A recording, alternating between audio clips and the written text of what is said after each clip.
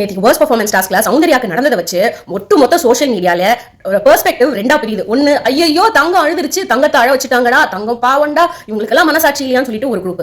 இன்னொரு group of reviewers என்ன பண்றாங்கன்னா, அதாவது ஒட்டுமொத்த மக்களுக்கு இடையில சௌந்தர்யாக்கு பயங்கர ஒரு சப்போர்ட் கிடைச்சிருச்சுன்னு பார்த்துட்டு இந்த கருத்துல இருந்து நான் வேறுபடுறேன், நான் வந்து ஒரு தனி என்டிட்டி, இதால நான் இன்ஃப்ளூயன்ஸ் ஆகலன்னு எஸ்டாப்ளிஷ் பண்ற காரணத்துக்காக சௌந்தர்யா அந்த பாத்திரம் தேய்க்கிற டாஸ்க்குக்காக பாய்ஸ் திருப்பி ஒரு கேள்வி கேட்டிருப்பாங்க, அதுவே தேவையில்லைன்னு சொல்லிட்டு ஒரு ஜஸ்டிபிகேஷன் வைக்கிற மாதிரி இன்னொரு குரூப்.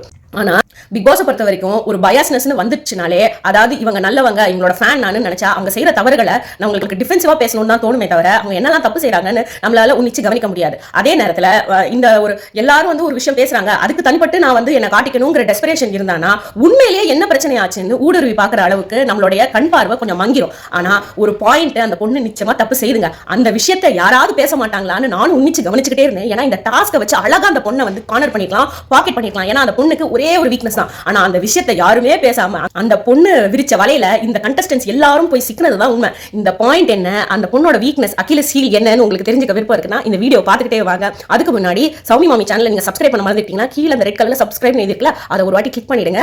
என்னோட அப்டேட்ஸ் உங்களுக்கு கிடைச்சிட்டே இருக்கும். வீடியோக்குள்ள போலாமா? இந்த டாஸ்கே என்ன, அதாவது சுவாரஸ்யம் இல்லைன்னு சொல்லிட்டு இருந்த இந்த இரு பேரும் எந்தெந்த இடத்துல நான் ஒழுங்கா விளையாடாம விட்டுட்டாங்க, எந்த காரணத்தினால இவங்க சுவாரஸ்யமா செய்யலங்கிறத ஒட்டுமொத்தமான இருக்கிற மித்த கண்டஸ்டன்ஸ் எல்லாம் பாரபட்சம் இன்றி, ஒரு மாஸ்க் இன்றி, இந்த டிப்ளமசி சுகர் கோட்டிங் இன்றி பேசணுங்கிற ஒரு காரணத்தினாலதான் இதை வச்சாங்க. வச்சதின் நோக்கம் என்னன்னா, வீட்டுல ஒட்டுமொத்த மக்களும் உள்ள இருக்கிற கண்டஸ்டன்ஸ் எல்லாருமே இந்த டிப்ளமசி கேம்ல பயங்கர லெவல்ல விளையாடிட்டு இருக்காங்க. அதனாலதான் இந்த சீசன் கேவலமா போயிட்டு இருக்கு. ஏன்னா உள்ள ஒண்ணு நினைக்கிறதும் வெளியில ரொம்ப வந்து ஒரு நல்ல ஆளா வந்து காமிச்சிக்கணும், நம்ம இமேஜ் போக கூடாதுங்கிற கான்சியஸ்னஸ்ல அந்த கேமுக்கு சின்சியரிட்டி காட்டாம விளையாடிட்டு இருக்கிறது வந்து நிதர்சனமான உண்மை. ஆனா இந்த விஷயத்துல சௌந்தர்யாவை தவிர எல்லாருமே இந்த தப்பு செய்யறாங்கிறது உண்மை. ஏன்னா சௌந்தர்யா மட்டும்தான் இந்த இமேஜ், என்னை பத்தி மக்கள் என்ன நினைச்சிருவாங்க, நான் வந்து ஒழுங்கா பேசணும், இதெல்லாம் பேசினா உள்ள இருக்கிறவங்க கிட்ட எனக்கு வந்து நல்ல பேர் கிடைக்காம போயிடும், நான் வந்து நாமினேஷனுக்குள்ள வந்துருவேன்னு ஒண்ணுமே யோசிக்கிறது இல்லை. இன்ஃபேக்ட் ஹோஸ்ட் வந்து சொல்ல வேண்டிய விஷயத்தெல்லாம், அதாவது கண்டஸ்டன்ஸ் கிட்ட அந்த பொண்ணு நேரடியாவே அதுவே சொல்லிடுது, இங்க ஹோஸ்ட் வருவாரு சொல்லுவாருன்னு யோசிக்கிறது இல்லை. உள்ள இருக்கிற கண்டஸ்டன்ஸ் எல்லாம் இந்த பொண்ணு என்ன தவறா செய்யுதுன்னு உன்னிச்சு யோசிச்சிருந்தா அந்த பொண்ணு செய்யற தப்ப கண்டுபிடிச்சிக்கலாம், நான் ஃபர்ஸ்ட் சொன்ன மாதிரி. ஆனா இவங்களுக்கு எல்லாருக்குமே தன்னால செய்ய முடியாத விஷயத்தை இந்த பொண்ணு செய்யுதே, அதுக்கு இந்த பொண்ணுக்கு வெளியில கிளாப் கிடைக்குதுன்னு உள்ள இருக்கிற அவங்களுடைய பொறாமையின் வெளிப்பாடு தான் ஃபுல் அண்ட் ஃபுல்லா அந்த டாஸ்க்ல தெரிஞ்சது. உள்ள பொறாம வச்சுட்டு ஒருத்தரை திட்டும் போது அவங்களோட பாசிட்டிவ் பாயிண்ட்ஸ் எல்லாம் எடுத்துட்டு அந்த பாசிட்டிவ் பாயிண்ட்ஸ் எல்லாம் கேவலமா இருக்குன்னு சொன்னா எதிர்த்தாப்புல இருக்கிறவங்க ஃபீல் பண்ணுவாங்க, அவங்க சேட் ஆயிடுவாங்க, அவங்க ஹர்ட் ஆயிடுவாங்கங்கிற ஒரு தோடல்ல இவங்க எல்லாருமே தன்னோட பாயிண்ட்ஸ் எடுத்து வைக்கிறாங்க. அந்த கேமோட ரியல் பர்பஸே அந்த பொண்ணுக்கு இருக்கிற அதோடைய ஃப்ளா, அதோடைய தவறுகளை சுட்டி காட்டுறதுக்காக கொடுத்த இந்த தருணத்தை இவங்களோட உள்ள இருக்கிற வன்மம், இவங்களுக்கு உள்ள இருக்கிற பொறாமைய எல்லாத்தையும் ஒண்ணு கூட்டி அந்த பொண்ணு கிட்ட டெலிவர் பண்ணி அந்த டாஸ்கோடைய பர்பஸை மறந்துடுறாங்க. அவங்களுக்கு கிடைச்ச கோல்டன் ஆப்பர்ச்சுனிட்டி, தங்க வாய்ப்பை கீழே தள்ளி போட்டு மிதிச்சு தூக்கி வெளியில விட்டு எரிஞ்சிடறாங்க. முதல் ரவுண்ட்ல என்ன நடக்குதுன்னா, இதுதான் டிப்ளமேட்டிக்கா நடந்துக்கிறாங்கல்ல இவங்க நடந்துக்கிறாங்கன்னு சொல்றதுக்கான ப்ரூஃப். எப்படின்னா இது எல்லாமே ஒரே ஃபார்மேட்ல தான். இவங்க ஒன்னு கியூட்டா செய்யறாங்க, அது வேற ஏதோ மாதிரி போய் முடியுது, அதுக்கு வேற ஏதோ மாதிரி ரியாக்ஷன் வருது, அதனால இவங்க அதை கான்ஃபிடென்ட்டா நினைச்சிட்டு ஒரு ஓவர் கான்ஃபிடென்ட்ல சுத்திட்டு இருக்காங்கன்னு சொல்றாங்க. இதை நல்லா யோசிச்சு பாத்தீங்கன்னா, இவங்க ஒன்னு கியூட்டா செய்யறாங்க, மக்களுக்கு அது பிடிக்குது, அதனால வீக்கெண்ட்ல வரும்போது பயங்கரமா கிளாப்ஸ் கிடைக்குது, அந்த கிளாப்ஸ் கிடைக்கிற திமிர்னால தான் இவங்களோட தோரணை மாறுது, இவங்களோட பாடி லாங்குவேஜ் மாறுது, இவங்களோட ஆட்டிடியூட் மாறுதுன்னு சொல்றாங்க. அவங்களுக்கே மக்கள் வந்து தவறான விஷயத்துக்காக அந்த பொண்ணுக்காக சப்போர்ட் பண்றாங்கங்கிறது அவங்களோட ஃபீலிங்.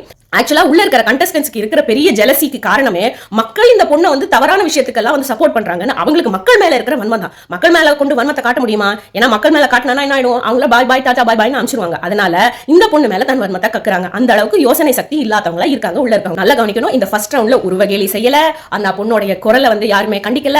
இன்னொன்னு சொல்றாங்க, ஃபர்ஸ்ட் வீக்ல வந்து சாதுவா இருந்த, ரெண்டாவது வாரம் டாஸ்க் செய்யணும்னு கெஞ்சிர, மூணாவது வாரத்துல இருந்து பயங்கரமா பேச ஆரம்பிச்சிட்டேன்னு உள்ள இருக்கிறவங்க எல்லாம் அந்த பொண்ணோட பாசிட்டிவ்ஸை பத்தி அவங்களுக்கு ஒரு வகையான ஒரு ஜெலசி கிரியேட் ஆச்சுல, அந்த பாயிண்ட் எல்லாம் வைக்கிறாங்க. டே இதெல்லாம் சொன்னா அந்த பொண்ணுக்கு கிளாப்ஸ் தான்டா கிடைக்கும். ஏன்னா ஃபர்ஸ்ட் வீக்ல அந்த பொண்ணு பயங்கர சோம்பேறியா இருக்கும், எந்த விதத்திலயும் எந்த ஒரு கான்வர்சேஷனையும் பார்ட்டிசிபேட் பண்ணிருக்காது.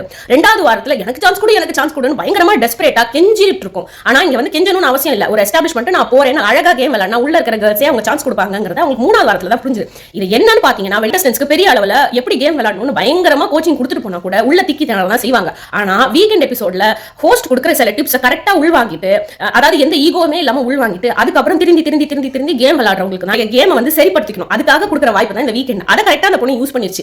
இதை வந்து ஒரு டிஸ்அட்வான்டேஜா சொன்னா, நீ சொல்றத பார்த்தா ஜெலஸா இருக்கிற மாதிரி தான் இருக்கு, நீ வந்து ஒரு பொறாமனால தான் இதை சொல்ற அப்படின்னு மக்களே இவங்களை யோசிச்சிருவாங்கன்னு இவங்களுக்கு புரிய மாட்டேங்குது. ஆமா இருக்கதான் செய்வாங்க. உன்னை திருத்திக்கோன்னு ஒருத்தங்க சொல்றாங்க, அப்போ திருத்திக்கிட்டு நீ வாழ்வியா? இல்ல நான் இப்படிதான் இருப்பேன்னு சொல்லிட்டு வாழ்னா நீ தலகணம் முடிச்சவ, இவ்வளவு பேசியும் நீ திருந்த மாட்டேங்கிறன்னு சொல்லுவாங்க ஹோஸ்ட் வரைக்கும். அப்ப அந்த பொண்ணு திருத்திக்கிட்டு கேம் விளையாடுது, அதை கூட ஒழுங்கா அப்சர்வ் பண்றதுக்கு உங்களுக்கு துப்பு இல்ல, அதை ஒரு பாயிண்ட் வர எடுத்து வைக்கிறாங்க.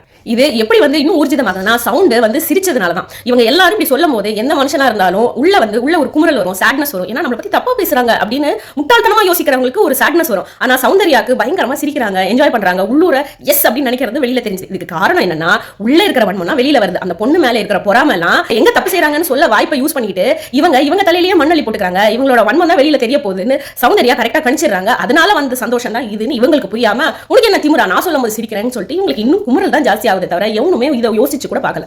ஒருத்தர் குறை சொல்லணும்னு இருந்தானா பிக் பாஸ்ல ரொம்ப ஃபேமஸான குறைகள்லாம் சொல்றேன் கேட்டுக்கங்க. வெளிப்படையா பேசல, டபுள் ஸ்டாண்டர்டா இருக்காங்க. அதாவது மூஞ்சிக்கு முன்னாடி ஒரு மாதிரி பேசிட்டு பின்னாடி போய் ஒரு மாதிரி பேசுது, கேரக்டர் பாடி ஷேம் பண்றது, அதுக்கப்புறம் ரிவெஞ்ச் கேம் ஆடுறது. இப்போ நீ என்ன வந்து நாமினேட் பண்ணனா திருப்பி ஒன்ன வந்து நாமினேட் பண்ணுவேன், நீ என்ன வர்ஸ்ட் பெர்ஃபார்மன்ஸ் சொன்னா நான் வர்ஸ்ட் பெர்ஃபார்மன்ஸ் சொல்வேன், பேட் வேர்ட்ஸ் பேசுறது, பின்னாடி இல்ல முதுகுக்கு பின்னாடி குத்துறது, டிஸ்லாயலா இருக்கிறது, இதெல்லாம் தான் கேம் ஷோல பெரிய லெவல்ல ஒரு கண்டஸ்டன்ட்டை பாதிக்கிற தப்பான விஷயங்கள். நீங்க நல்லா யோசிச்சு பாத்தீங்கன்னா இவங்க எல்லாம் கியூட்டா இருக்கீங்க ஒரு மாதிரி செய்யற, நீங்க வந்து மக்கள் நாங்க கேம் விளையாடும் போது நாங்க ஒன்னு யோசிக்கிறோம், நீ வேற ஒன்னு யோசிக்கிற அப்படிலாம் சொல்றாங்களே தவிர இந்த மாதிரி சாலிடான கண்டஸ்டன்ஸ் பண்ற தவிர இந்த எல்லா தவறுகளையும் உள்ள இருக்கிற கண்டஸ்டன்ஸ் பல பேர் செய்யறாங்க.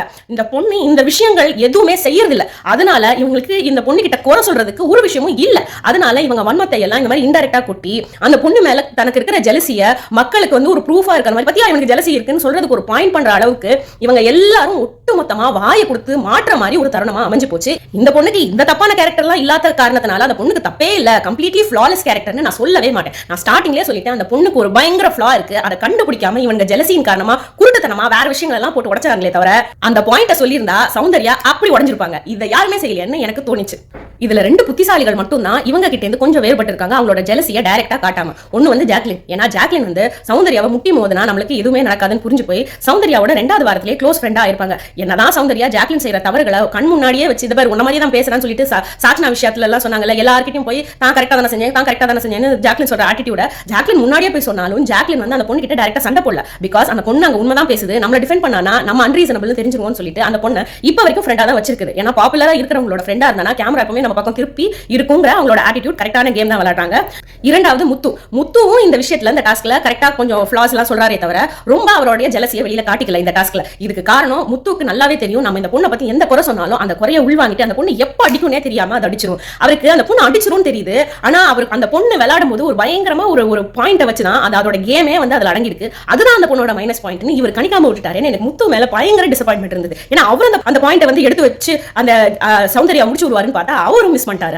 ஆனா அவர் உளறி மாட்டிக்கல. இந்த டாஸ்க்ல கேர்ள்ஸ் பொறுத்த வரைக்கும் நல்லா யோசிச்சு பாருங்க. அவங்க என்ன சொன்னாங்க சௌந்தர்யாவன்னு பார்த்தானா கிட்டத்தட்ட அவங்க வன்மம் ஃபுல்லா அந்த பொண்ணுக்கு இருக்கிற அழக வச்சே இருந்ததுங்க. உன் முடிய வெட்டிக்கோ, உன் முடிய வெட்டிற மாதிரி எனக்கு தோணுதுன்னு ஒருத்தங்க சொல்றாங்க. இதெல்லாம் லைவ்ல நடக்குது. உன் முடிய வெட்டிடணும்னு தோணுது அப்படின்னு ஒருத்தங்க சொல்றாங்க. இன்னொரு சைடுல வந்து நீ ரொம்ப கியூட்டா இருக்கணும்னு ட்ரை பண்றேன்னு இந்த பாயிண்ட எடுத்து வைக்கிறதே எல்லா கேர்ள்ஸும் தான். ஏன்னா ஏதோ ஒரு காரணத்தினால அந்த பொண்ணு ஏதோ கியூட்டா செய்யுதுன்னு அவங்களுக்கே தெரியுது. இது கியூட்டா செய்தே நம்மளால செய்ய முடியல, இந்த கியூட் ஆட்டிடியூட் கொண்டுட்டு வரலையே, மக்களுக்கு இடையில நம்ம அந்த கியூட்னஸ் எஸ்டாப்ளிஷ் பண்ண முடியல, இந்த பொண்ணு பயங்கரமா செய்தே, அதனாலதான் மக்கள் வந்து அந்த பொண்ணை சப்போர்ட் பண்றாங்க. நீங்க தவறா புரிஞ்சு வச்சுக்காங்க. இந்த பொண்ணுக்கு பல ஆதரவு வரதுக்கு காரணம் ஹோஸ்ட் பிக் பாஸ் செய்யறத இந்த பொண்ணு உள்ள உட்கார்ந்து செய்யுது. ஏன்னா சுகர் கோட்டடா டிப்ளமேட்டிக்கா இவங்க இருக்காங்கல்ல, அதை வந்து உடைச்சது இந்த பொண்ணு தான். அந்த பொண்ணு கொடுக்குற டாஸ்க்ல கிட்டத்தட்ட இந்த டிப்ளமசியை டோட்டலா உடைச்சிருச்சு பாய்ஸ் கிட்ட. அதை நான் அடுத்து வரேன். ரெண்டாவது வந்து இந்த பொண்ணு வந்து ஓப்பனா சொல்லுதுங்க. அதாவது ராணா வந்து பவித்ரா கிட்ட ஒரு மாதிரி அத்துமீறி ரியாக்ட் பண்ணது நாமினேஷன்ல வரைக்கும் மக்களுக்கு தோன்ற விஷயத்தை அந்த பொண்ணு ஓப்பனா வந்து சொல்லுது. அந்த பொண்ணுக்கு என்ன தோணுதோ அதை சொல்லுது. அதனாலதான் மக்களுக்கு அவளை பிடிச்சிருக்குன்னு புரிதல் இல்லாம கேர்ள்ஸ்க்கு இந்த பொண்ணு கியூட்டா இருக்கு, அழகா இருக்குங்கிறனாலேயே மக்களுக்கு பிடிக்குது. நம்மளுக்கு அந்த கியூட்னஸ் இல்லங்கிற வன்மம் நல்லாவே தெரிஞ்சது இந்த டாஸ்க்ல. ஆட்டிடியூட் ஒரு மாதிரி பயங்கர ஸ்ட்ராங்கா இருக்கு. மிச்ச கேர்ள்ஸ்லாம் பாய்ஸ் கிட்ட வந்து அவங்களால ஆட்டிடியூடே காட்ட முடியல.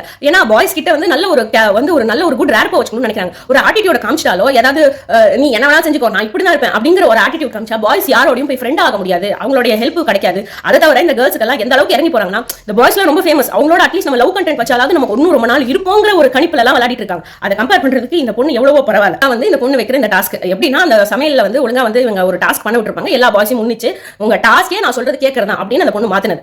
இந்த பாயிண்ட்ல மட்டும் தான் ஆக்சுவலா இது வரைக்கும் அந்த பிக் பாஸ் கேட்டிருப்பாருல ஒரு பாயிண்டா சொல்லுங்கன்ட்டு உள்ள இருக்கிறவங்க எல்லாம் சுகர் கோட்டடா மக்குத்தனமா சொல்லிட்டு இருப்பாங்க. இதை நல்லா கவனிக்கணும். அதாவது இந்த பர்டிகுலர் டேவையே சௌந்தர்யா பாய் டாஸ்க்கு முன் சௌந்தர்யா பி டாஸ்க்கு பின்னு சொல்லிட்டு இந்த கண்டஸ்டன்ஸோட ஆட்டிடியூட வந்து ரெண்டா பிரிச்சிடலாம். ஏன்னா ஒண்ணு வந்து அவங்களுடைய வன்மம் வெளியில வராம அவங்க கண்ட்ரோல்டா இருந்து அவங்களுக்கு இருக்கிற ஜெலசியை வந்து ரொம்ப சோபரா வெளிப்படுத்தின விதமா இருந்தது ஃபர்ஸ்ட்ல சொன்னது. இந்த விஷயம் இவங்க சோபரா பேசினது பிக் பாஸ்க்கு வரைக்கும் பிடிக்கல. அதனால தான் ரொம்ப மட்டமா இருக்கு. ஒருத்தரும் பேசுறாங்க சௌந்தர்யா பத்தி, இது ரொம்ப மட்டமா இருக்கு, இது ரொம்ப கேவலமா இருக்கு. இன்ஃபேக்ட் அவங்க ஆனந்தியை மட்டும் பிராவோ அப்படின்னு சொல்லியிருப்பாங்க. ஏன் பிராவோன்னு சொன்னாங்கன்னா, ஆனந்தியை தவிர எல்லாருமே வந்து பயங்கர சுகர் கோட்டடா டிப்ளமசி அந்த வேர்ட்ஸை யூஸ் பண்ணி ரொம்ப பூசி முழுகினாங்க. இந்த கேம் ஷோலயே இருக்கலே கெட்ட ஒரு தவறான ஒரு விஷயம் என்னன்னா டிப்ளமசி காட்டுறது தான். அதனாலதான் கேம் ஷோவே இந்த சீசன் பயங்கர மந்தமா இருந்தது. நான் ஃபர்ஸ்ட்ல சொன்னேன், இந்த டிப்ளமசி முகமூடிய பிக் பாஸ் ஆலியே இந்த டாஸ்க்கை கொடுத்து காட்ட முடியல. இந்த பொண்ணு இந்த டாஸ்க்கை வச்சதுக்கு அப்புறம் தான் எல்லாருக்கும் உள்ள இருக்கிற வன்மம் வெளியில வந்தது. இந்த டிப்ளமசி மூஞ்சி முகத்திரையை கிழிச்சதுக்கு காரணமே சௌந்தர்யா வந்து இந்த பர்టిక్యులர் டாஸ்க் வச்சதனால தான். அதுவும் எப்படி சக்சஸ்ஃபுல்லா ஆச்சுனா, இவங்க பாய்ஸ் கிட்ட தான் இந்த டாஸ்க் வச்சிருப்பாங்க. ஆனா ஒட்டுமொத்த கேர்ள்ஸ்க்குமே இது ட்ரிகர் ஆயிட்டு அவங்களோட டிப்ளமசியை விட்டு கொடுத்து அவங்க உள்ள இருக்கிற அவங்களோட உள் மனசோட வர்ணம் கலரை வந்து இது காட்டுறதுக்கு உதவியா இருந்துச்சு. நீங்க நல்லா யோசிச்சு பாருங்க, யாருக்கெல்லாம் பயங்கரமா பாயிண்ட் சொன்னாங்கன்னா விஷால், ரஞ்சித், ஜெஃப்ரி, ரயன், தீபக் இவங்களுக்கு தான் மெயினா பாயிண்ட்ஸ் போட்டு அடிக்கிறாங்க. இவங்க விஷால சொன்னது நீ என்ன தொடநடிங்கயான்னு கேட்டுட்டாங்க. ஏன்னா இது வந்து அட்ரஸ் பண்ணிக்க வேண்டியது விஜய் சேதுபதி சார். உனக்கு ஏதாவது சொல்லணும்னு இருந்தா நேரடியா வந்து சொல்லு. எல்லாத்த பத்தியும் கேவலமா பேசுறேன், நான் பின்னாடி பேசுறேன், முன்னாடி பேசும்போது வந்து என்னமோ ஃப்ரெண்ட்லியா பேசுற மாதிரி நீ நடந்துக்கிறேன்னு சொன்னது. அந்த பையனுக்கு மூஞ்சி செத்து போச்சு. கூட இருக்கிற பாய்ஸோட மூஞ்சியை வந்து ஃபோக்கஸ்ல வைக்கிறாங்க. அவங்க யாருமே ரியாக்ட் பண்ணல. ஏன்னா அவங்க எல்லாருக்கும் என்னமோ திருடனுக்கு தேல் கொட்டின மாதிரி சொல்லுவாங்க. இந்த விஷயம் நம்மளே சொல்ல மாட்டேங்கிறோம், இந்த பொண்ணு இப்படிதான் சொல்லுதுன்னு சொல்லிட்டு அந்த பொண்ணு மேல பொறாம தான் வருது திருப்பி. ரெண்டாவது வந்து ரஞ்சித் கிட்ட சொன்னதெல்லாம் சம பாயிண்ட். நீங்க வந்து ஒழுங்கா வெளிப்படையா வந்து இந்த மாதிரி கேம் வந்து தைரியமா விளையாடனா உள்ள இருக்கிற பசங்களே உங்களை பார்த்து அசிங்கமா பேச ஆரம்பிச்சுட்டுவாங்க. நீங்க வந்து இன்னும் நிறைய நல்லா வரணும் வெளியில அப்படின்னு சொல்லும்போது ஆமா கட்டிடுவார் கிழிச்சிடுவார் அப்படிங்கிறாங்க அங்கேயே வச்சு. அப்போ அந்த பொண்ணு சொல்றது எவ்வளவு உண்மை. இந்த உண்மையை யாருமே பேச மாட்டேங்கிறாங்க உள்ள இருக்கிற பீப்புள். ஆனா இந்த பொண்ணு பேசுது. இதெல்லாம் எப்படின்னா இந்த பொண்ணு கரெக்டா கரெக்டா பேசுறாளேங்கிற இரிட்டேஷன் வருதே தவிர இந்த பொண்ணு பண்ற தப்ப எவனுமே சொல்ல மாட்டேங்கிறேன். நான் வரேன் அதுக்கு. அப்புறம் ஜெஃப்ரியும் பின்னாடி பேச ஆரம்பிச்சிட்டேன். யாரெல்லாம் விஷாலோட போய் சேர்றாங்களோ அவங்களுக்கு அந்த புறம் பேசுற ஆட்டிடியூட் அந்த பையன் கிட்ட வந்து உரசிச்சு. அதை ஜெஃப்ரி வந்து போன 2 வாரமா செஞ்சுட்டு இருக்கான். சௌந்தர்யாங்கிற ஃப்ரெண்ட் இந்த சைடுல பேசிட்டு சௌந்தர்யாவை பத்தி பயங்கர கேவலமா அந்த பொண்ணை விமர்சனம் செய்யறது, குரல் இருந்து அதோட ஆட்டிடியூட்ல இருந்து எல்லாத்தையும் வந்து விஷால் குரூப் கிட்ட வந்து பகிர்ந்துக்கிட்டு அவங்க கிட்டே நல்ல பேர் வாங்கிக்கிறான். இந்த ஜெஃப்ரியோட கேரக்டரிஸ்டிக்ஸ் இந்த ஒரு வாரமா ரொம்ப தப்பா போயிட்டு இருக்கு. இங்க சௌந்தர்யா கிட்ட பெர்மிஷன் கேட்டுக்கிறான், நான் வந்து உங்க குரலை யூஸ் பண்ணவான்னு சொல்லிட்டு இந்த அடுத்த அதாவது இந்த வன்மத்தெல்லாம் வாங்கி உள்வாங்கிட்டான்ல. இது ஏன் உள்வாங்கிட்டானா ஜெஃப்ரி வந்து இந்த மாதிரி பிஹேவ் பண்றாங்கிறது சௌந்தர்யாக்கு நல்லா தெரிஞ்சு போகுது. நல்ல கவனிங்க, ஃப்ரெண்டா இருந்தாலுமே அந்த பொண்ணு ஜெஃப்ரியோட க்ளோஸா இருக்கு இருந்தாலுமே அது யோசிக்கவே இல்லை அந்த பையன் என்ன நினைப்பான், ஃப்ரெண்ட்ஷிப் என்ன ஆகும்னு சொல்லிட்டு. She is being very true to this statement. இந்த இடத்துல சொல்லுவேன், அந்த முகத்திலே கிளிக்கிறா. அவனால உட்காந்து பார்க்க கூட முடியல. ஐயோ இந்த பொண்ணு இப்படி உண்மையை பேசுது. அவனுக்கு வன்மம் தாங்கல. அவ பேசும்போதே அவளோட குரலை வந்து மிமிக்ரி பண்ண ஆரம்பிச்சிடலாம். அங்கேயிருந்து வெளியில வரதுக்கு முன்னாடியே இந்த மாதிரி குரலை பேசினா உன் கழுத்துல குத்திடுவேன் அப்படின்னு சொல்லிட்டு உன் தொண்டையில குத்திடுவேன் சம்திங் லைக் தட் அவன் சொன்னான். அந்த பொண்ணு அந்த சைடு போயிடுச்சு. அப்படி உனக்கு தைரியம் தான் ஜெஃப்ரி வந்து அந்த பொண்ணு முன்னாடி சொல்லிருக்கணும், அது பின்னாடி சொன்னான். அப்புறம் ரயன் வந்து ஜாலரா அடிக்கிறதையும் கரெக்டா கண்டுபிடிச்சா. அதுவும் இந்த ராஜாராணி டாஸ்க் வரும்போது ரயன் பயங்கரமா ஜாலரா அடிச்சாரு தீபக்குலாம்.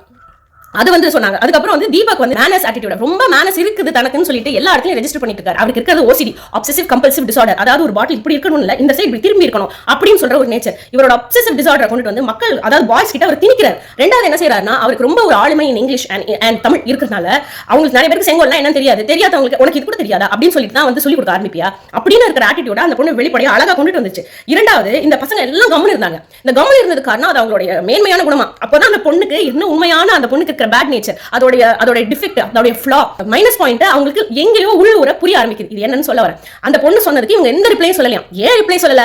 அந்த பொண்ணு வச்ச கேள்வி ஒன்னும் கண்ணி வெடி. இவனுங்க அது மேல காலை வச்சுட்டு ஒரு பாயிண்ட் சொல்றதுக்கு ஆர்கியூ பண்ண ஆரம்பிச்சாங்க.